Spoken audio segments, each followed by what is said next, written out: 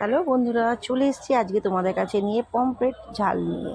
প্রথমে মাছটাকে একটু কড়া করে ভেজে নেব। তারপর এর মধ্যে দিয়ে দেব কালো জিরা, পেঁয়াজ, কাঁচা লঙ্কা। এটাকে একটু নাড়াচাড়া করে ভেজে নেব। তারপর একটু লাল করে ভাজতে হবে। তারপর এর মধ্যে দিয়ে দেবো একটা টমেটো। ঠিক আছে, টমেটোটাকে একটু নাড়াচাড়া করে ভালো করে ভেজে নেব। তারপর একটু হালকা লালচে হয়ে আসলে মধ্যে একটু হলুদ আর নুন দিয়ে দেবো। ফের একটু আলাদা করে নাড়াচাড়া করে নেব। তারপর আমরা এর মধ্যে দিয়ে দেব আদা রসুন পেস্ট। তো রসুনের গন্ধ পেলে ঝালটা খুব ভালো হয়। এরপর দিয়ে দেবো ক্রমাগত জিরে গুঁড়ো, ধনের গুঁড়ো, কাশ্মীরি লঙ্কার গুঁড়ো রং করার জন্য, দিয়ে এটাকে ভালো করে নাড়াচাড়া করে ভেজে নেব।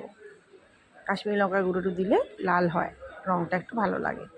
এরপর একটু নাড়াচাড়া করে এর মধ্যে আমি জল ঢেলে দিলাম। আবার একটু হালকা করে একটু নাড়াচাড়া করে নেব।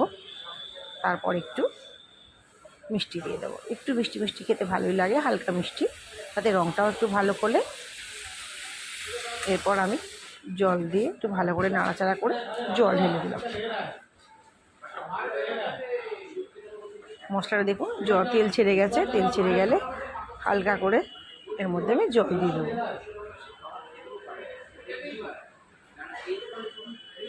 এরপর মাছগুলোকে ছেড়ে দিব। জলটা একটু ফুটে উঠলে মাছগুলো ছেড়ে দেব, দিয়ে হালকা করে ফুটতে দেব। একটু শুকনো শুকনো হয়ে আসলে একদম গোটা গরম মশলা দিয়ে দেবো এর মধ্যে। একটু ভালো সেন্টও হবে আর টেস্টও হবে। এইভাবে মাছের রেসিপিটা আপনি বানাতে পারেন, খুব সুন্দর খেতে হয়। এখন প্রিপারেশান আমার রেডি।